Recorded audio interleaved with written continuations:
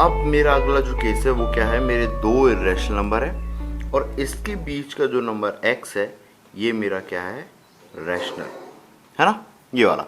अब देखो इसके लिए मैं एग्जांपल ले लेता हूँ, वही एग्जांपल ले रहा हूँ, ये है 2 और ये कितना है मेरा 5। ठीक है, ये 2 है और ये 5 है, इसके बीच में मुझे नंबर पता करना है। ठीक है, अब देखो, अब ध्यान रखना है एक बात, मैं कुछ स्टेप्स लिखूंगा, आप शांति से सुनना और नोट करना, एक दो बार देखोगे तो आपको समझ में आ जाएगा। ठीक है, तो सबसे पहली चीज़ जो मैं करने जा रहा हूँ वो है स्क्वायर। सबसे पहले मैंने क्या किया, स्क्वायर।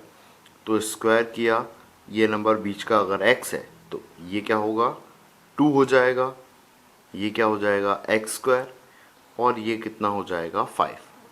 स्क्वायर कर दिया सभी को। उसके बाद अगली स्टेप में मैंने क्या किया, 100 का मल्टीप्लाई किया, तो ये कितना हो जाएगा 200, ये हो जाएगा 100 एक्स स्क्वायर, और ये कितना हो जाएगा 500। ठीक है, अभी इसी 100 एक्स स्क्वायर को मैं क्या लिख सकता हूँ, 10x का होल स्क्वायर लिख सकता हूँ, तो ये क्या हो जाएगा 200 10x का होल स्क्वायर और 500। ठीक है, अब देखो, अब मैं क्या करता हूँ, रूट ले लेता हूँ। अब मैं क्या करता हूँ, इसका रूट ले लेता हूँ सभी तरफ।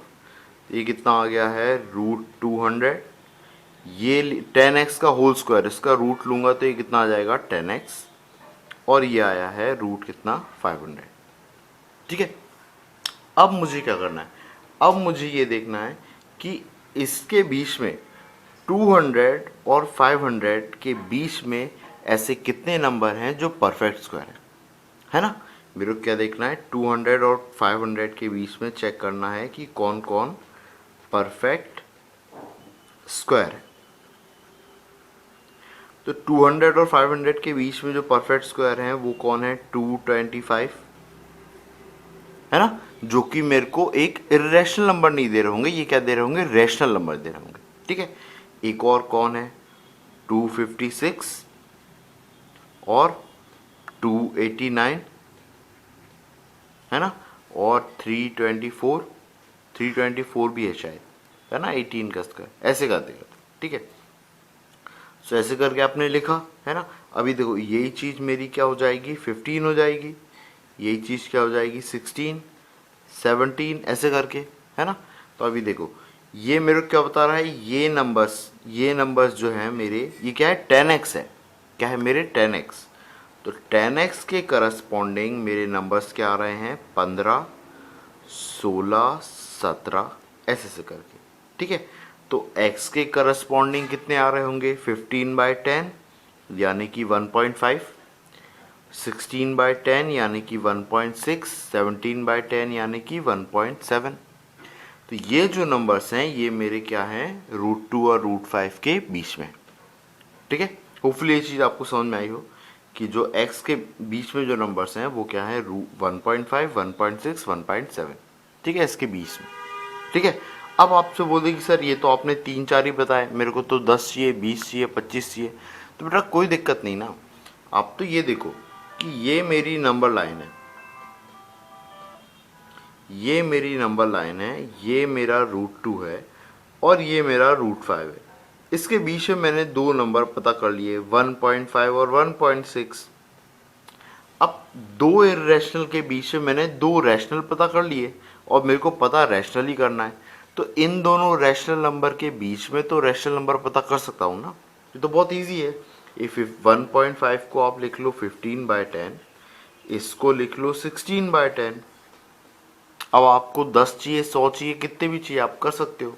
इसमें ही 10 का मल्टीप्लाई डिवाइड करो, इसमें भी 10 का मल्टीप्लाई डिवाइड करो, ये कितना हो जाएगा 150/100 और 160/100। अभी आप कर सकते हो, ये कितना हो जाएगा 151/100 152/100 ऐसे करके बहुत सारे आ जाएंगे, तो आप जितने भी चाहो कैलकुलेट कर सकते हो। तो मुद्दे का बात क्या है कि आपको दो फाइंड करना है। आपने अगर दो रैशनल नंबर फाइंड कर लिए तो फिर तो आप बहुत सारे रैशनल नंबर फाइंड कर सकते हो। और स्टेप्स क्या क्या हैं, सबसे पहले आप स्क्वायर करते हो, स्क्वायर किया, उसके बाद 100 का मल्टीप्लाई करते हो, है ना, फिर उसके बाद में दोनों साइड रूट ले लेते हो, ठीक है। अब आप यही सोच रहे हो सर इसके पीछे लॉजिक क्या है, 100 से क्यों मल्टीप्लाई किया? बेटा 100 से इसलिए मल्टीप्लाई किया क्योंकि मैं इसे मैग्नीफाई कर रहा हूँ। ये चीज़ मैं आपको 2-4 बार बता चुका हूँ पहले भी, है ना। ये देखो यहाँ बताया था, मैं क्या करना चाह रहा हूँ, इसका मैग्नीफिकेशन, ठीक है। अब आप बोलोगे सर उस टाइम तो हमने क्या किया था कि मतलब मल्टीप्लाई और डिवाइड दोनों किया था, पर इस बार तो आपने सिर्फ मल्टीप्लाई किया है। नहीं बेटा, मैंने मल्टीप्लाई भी किया है और डिवाइड भी किया है। आप ऑब्जर्व करो, यहाँ पे मैंने 100 मल्टीप्लाई किया है, पर किस में मल्टीप्लाई किया है 100? जब मैंने दोनों का स्क्वायर ले लिया था। मतलब मैं 100 का अगर रूट लूँ तो ये कितना आ जाएगा, 10 ही आ जाएगा। तो ये रूट लेने के बाद में 10 हो जाएगा। अभी 10 से मैंने यहाँ पे डिवाइड भी किया है यार, इस स्टेप में क्या किया है, डिवाइड बाय 10 किया है ना। तो मल्टीप्लाई भी किया है और डिवाइड भी किया है, ठीक है। तो आपका आंसर सही आएगा। तो ये वाला कौन सा केस देख लिया मैंने, जब दो इर्रेशनल के बीच में एक रैशनल नंबर लाना हो, एक लाना हो या एक से ज़्यादा लाना हो। अब ये अगला केस क्या हो सकता है कि दोनों इर्रेशनल हो और उनके बीच का जो नंबर है वो भी क्या हो, इर्रेशनल। तो ये तो बहुत सिंपल है, आप √2 लिखो और √5 लिखो। इसके बीच के इर्रेशनल नंबर क्या क्या हो सकते हैं, √3 हो सकता है ना। अभी एक नंबर आया, अभी सर आप बोलोगे कि सर मेरे को तो बहुत सारे चाहिए, तो कोई दिक्कत नहीं, इसी वाले में आप ऐसा करो, 2 में 10 का मल्टीप्लाई डिवाइड करो, तो ये कितना हो जाएगा 20/10 और ये कितना हो जाएगा 50/10। तो इनके बीच के नंबर्स आप बता सकते हो, वो क्या हो जाएंगे, √21/10, √22/10, √23/10, ऐसे ऐसे करते बहुत सारे बता सकते हो, है ना। ये मैंने दो इर्रेशनल के बीच में इर्रेशनल वाला केस भी देख लिया। तो अब मेरा क्या हो गया, ये वाला केस भी कंप्लीट हो गया। कौन सा वाला, सेकंड वाला। इसमें मैंने क्या देख लिए, दो इर्रेशनल के बीच में रैशनल भी देख लिए और इर्रेशनल भी देख लिए। अब मैं क्या देखना चाहता हूँ कि एक रैशनल हो और एक इर्रेशनल हो, है ना। तो अगर मेरा अगला केस, इसके बाद वाला केस क्या हो कि मेरा एक रैशनल है और एक इर्रेशनल है। जैसे कि एक मेरा रैशनल है, मतलब मैंने क्या मान लिया 2, और एक मेरा केस क्या है, √5, ठीक है। तो सबसे पहली चीज़ आपको तो ये चेक करना चाहिए कि भैया छोटा इस तरफ लिखा हो और बड़ा इस तरफ लिखा हो। तो 2 कितना है, 2 एक्चुअल में होता है क्या, √4। 2 क्या होता है, √4, और ये कितना होता है, √5, है ना। अब इसके बीच में मेरे को नंबर पता करना है, तो देखो ये वापस ये वही वाला फॉर्म आ गया, ये वाला फॉर्म। तो ये वाला फॉर्म की स्टेप्स आप इसमें अप्लाई कर दो, है ना। अगर आपको रैशनल नंबर चाहिए है तो ये वाला स्टेप्स, और इर्रेशनल नंबर चाहिए तो ये वाला स्टेप्स, है ना। तो ये भी इजी है ना, ठीक है। अब आप एक और चीज़ पूछना चाहोगे कि नहीं सर वो आपने एक ज्योमेट्रिक मीन वाला बताया था, अब तो मेरे को उससे करके बता दो। अभी ज्योमेट्रिक मीन वाला कहाँ था, ये रहा। अब तो ये ज्योमेट्रिक मीन वाले से मेरे को एक बार और करके बता दो कि ज्योमेट्रिक मीन वाला तरीका है, इससे क्या मैं दो इर्रेशनल के बीच में एक इर्रेशनल नंबर फाइंड कर सकता हूँ? हाँ बिल्कुल कर सकता हूँ। देखो मेरे पास में जो नंबर्स हैं वो क्या है, मैंने माने √2 और √5, और इसके बीच में मेरे को क्या चाहिए, एक इर्रेशनल नंबर। तो जब भी इर्रेशनल नंबर चाहिए होता है, मैं क्या करता हूँ, दो नंबर्स को मल्टीप्लाई करता हूँ और फिर उसके बाद में क्या लेता हूँ, रूट, या फिर पावर कितनी, 1/2, है ना। तो पहले दो नंबर्स को मल्टीप्लाई करो, ये क्या लिखा है, ये लिखा है 2 की पावर 1/2, और ये क्या लिखा है 5 की पावर 1/2, है ना। इन दोनों को मल्टीप्लाई किया, मल्टीप्लाई करने पे कितना आ रहा है, 10 की पावर 1/2। अब मल्टीप्लाई करने के बाद में मुझे क्या लेना है, रूट लेना है या फिर पावर 1/2 लेना है। तो 10 की पावर 1/2 और इसमें पावर कितनी ले ली, 1/2।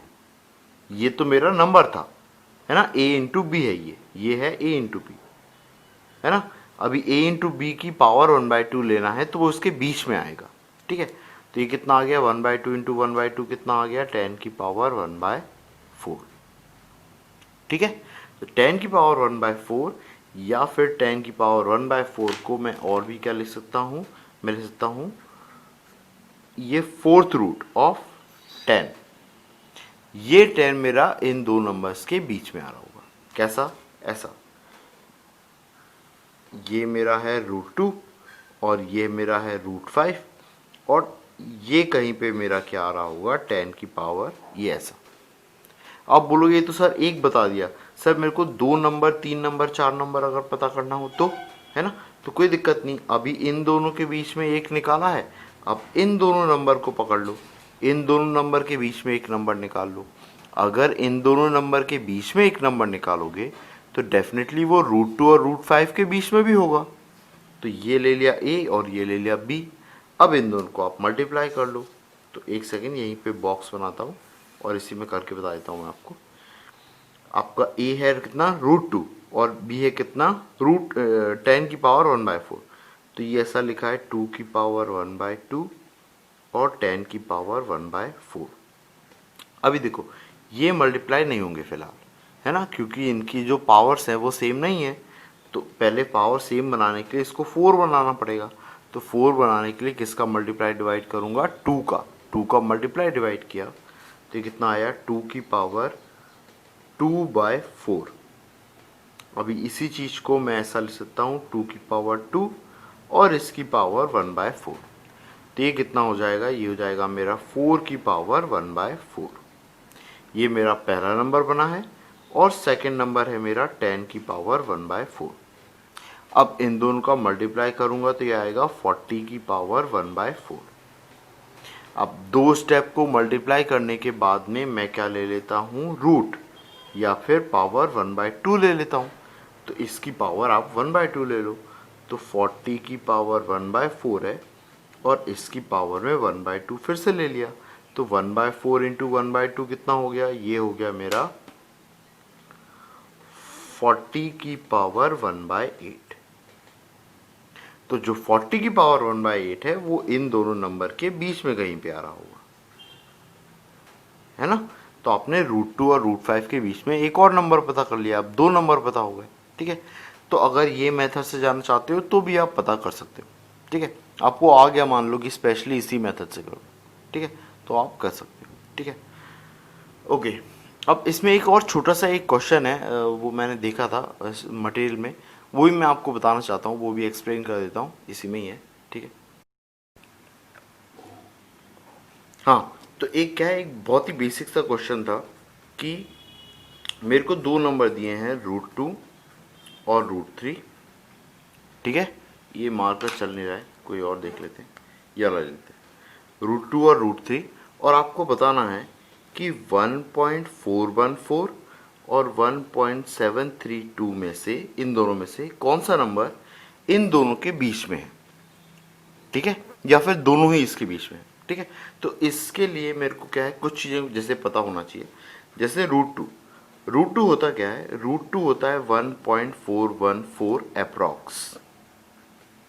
मतलब एक्चुअल में क्या है, 1.414 के बाद में कुछ डिजिट्स आते हैं, है ना, है ना। एक्चुअल में वो नंबर्स होते हैं ऐसा कुछ 1.414 2 1 3 5 6 ऐसे करके चलता रहता है वो, ठीक है। अब मैं अगर लेकिन इसको देख रहा हूँ, तो इसको देख रहा हूँ तो ये नंबर क्या लिखा है 1.4140000, ये समझ में आया, है ना। अब वैसे ही अब ये नंबर क्या देख रहा हूँ, इस नंबर से छोटा है, मतलब √2 से ये नंबर छोटा है ना। सेम अगर मैं √3 को देखूँ तो √3 मेरा क्या होता है 1.732 अप्रॉक्स, है ना। मतलब कि ये क्या होगा, आपकी वैल्यू क्या होगी, कुछ बड़ी होगी। एक्चुअल में ऐसी कुछ होती है 1.732050 ऐसी कुछ होती है, ठीक है, देख लेना 056 ऐसा कुछ करके होता है, जो भी होता है देख लेना। पर ये इससे थोड़ी सी बड़ी होती है ना, मतलब 1.732 से बड़ी होती है। मतलब इसको अगर मैं देखूं 1.732 तो ये क्या होगा 1.732000 ऐसे करके चल रहा होगा। मतलब ये वाली वैल्यू या ये वाली वैल्यू इस वैल्यू से कैसी है, छोटी है ना। मतलब अगर मैं एक नंबर लाइन बनाऊं, यहाँ पे लिखूं √2, यहाँ पे लिखूं √3, है ना। तो ये वाली वैल्यू √3 से मेरी कैसी है, छोटी है, मेरी क्या है, छोटी है। ये कौन सी, ये वाली वैल्यू, है ना। और ये वाली वैल्यू √2 से छोटी है, मतलब इधर हो गई, है ना। तो √2 और √3 के बीच में कौन सी वैल्यू आ रही है, ये वाली, यानी कि ये वाली। ठीक है, कंफ्यूज नहीं होना है, इस टाइप के क्वेश्चन कई बार आ जाते हैं, तो आपको ये चीज पता होना चाहिए कि लॉजिक क्या लगा है। ठीक है, कि अप्रोक्सीमेट है मतलब 1.414 से तो बड़ा है √2 की वैल्यू। वैसे ही √3 की वैल्यू 1.732 अप्रोक्सीमेट है, मतलब 1.732 से तो बड़ी है। इसका मतलब 1.732 √3 से छोटा नंबर है, और 1.414 ये √2 से छोटा नंबर है। तो √2 से छोटा है मतलब पीछे रह जाएगा, इन दोनों के बीच में नहीं आएगा। ठीक है, ओके, होपफुली आपको क्लियर हुआ। ओके, ठीक है, जय हिंद।